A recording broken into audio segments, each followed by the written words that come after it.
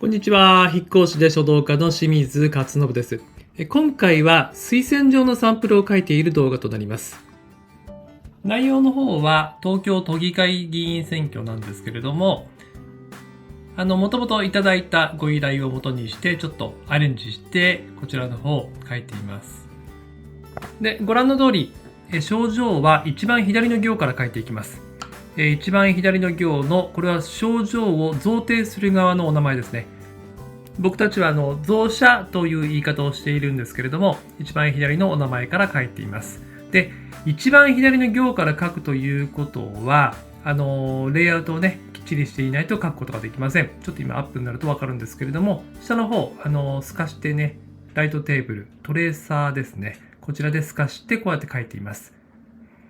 だから毛筆で書くっていうのは実はもうね、かなり作業が終盤なんですね。レイアウトして下書きするところまでが、症状筆行にとってはかなり重要な要素というか、一番時間がかかる部分となります。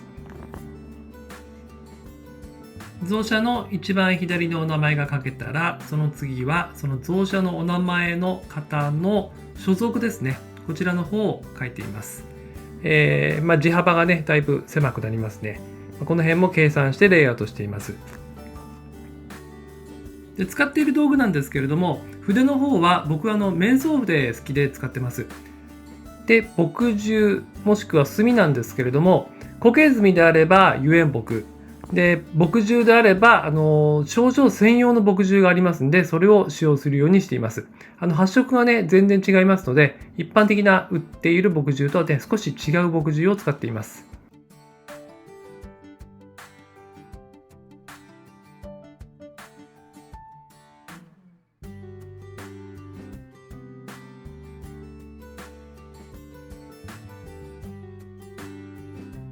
はい、贈謝の所属が最後、会と書いて、これで書き終えましたね。で、次に、日付の方、書いていきます。で、日付の最初に令和って書くんですけれども、僕の場合はこのま、中でカタカナのまみたいな形で書いています。で、最近ね、どっちかっていうと、割り符の形で書くことが多いんですけれども、一応、小学校で教えている書写の形の標準は、カタカナのマの形です。どちらでも間違いではないんですけれどもね、僕は一応マの方で書いてます。あと日付というのは症状全体で見たときには一番幅を狭く書きます。で、長さ、上から、令和の令から日までの距離っていうのも大体決まってます。はい、次、主文、症状の本文ですね。僕たち主文って言い方しますけれども、そこに入っていきます。で、これもね、一番左の行から書いていきます。特にこの主文なんですけれども、開業の位置をね、完全に決めとかなくちゃいけないので、最初のレイアウトであったりとか下書きっていうのが重要になってくるということですね。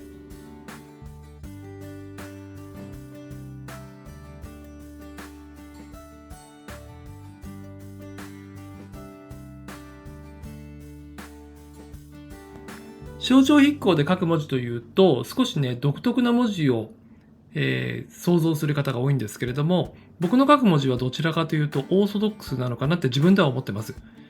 実際どうでしょう、皆さんどう思われますでしょうか。背線って言ってこの線が反り合ってるのが強いのが僕の字なんですけどもね。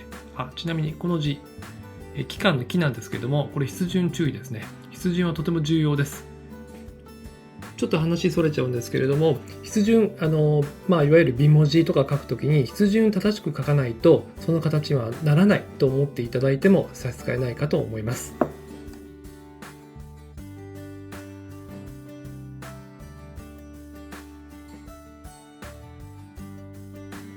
僕の書く文字、どちらかというとオーソドックスとは言ったんですけれども、ひらがなはね、少し独特なのかなと思います。それは僕が学んできた書風の流れではあるんですけれども、どちらかというと横広、要は扁平に少し書いてますんで、結びのある文字なんかよく扁平で書いてます。この辺はね、結構普通ですけどね。で、先ほどね、筆順の話もしたんですけれども、やっぱり筆行なので、正確に書かなくちゃいけないんですね。そうすると、今この候補の方これ衣辺ですよね。もちろん死滅辺で書いてはいけないですよね。で、この辺も筆順重要ですね。この社、物って字も非常に難しい字ではあります。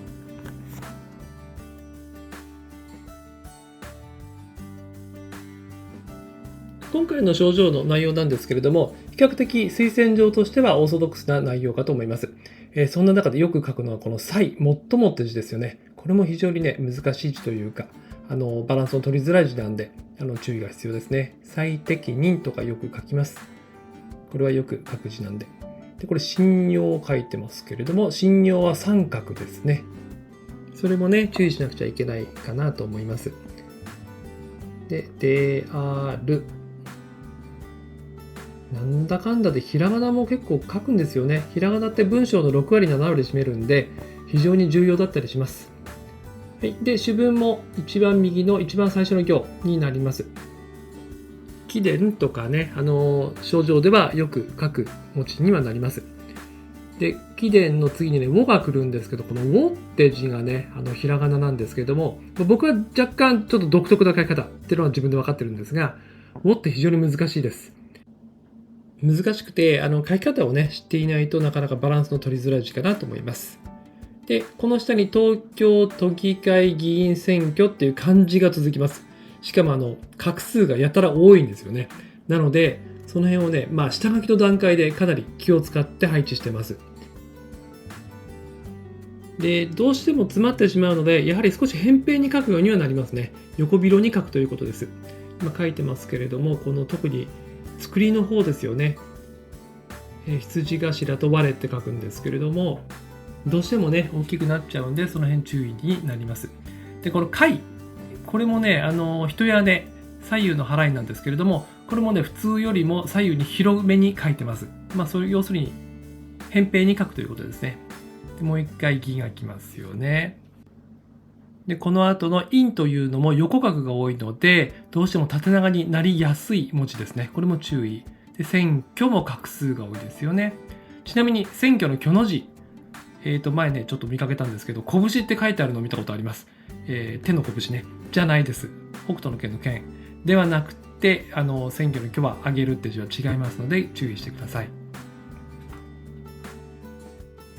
そして、お名前ですね。僕たちは受者、受けるものって書いて受者って言いますけれども、受者のお名前書きます。この症状をね、渡すことになりますので、この受者のお名前が一番重要とも言えます。で、今回、三島さんというお名前を書いたんですけれども、これもね、架空のお名前です。症状の場合、どうしても個人情報が入ってきますんで、本物のね、やつが載せられないんですよね。非常にそれがもどかしいんですけれども、でも雰囲気はわかるかなと思います。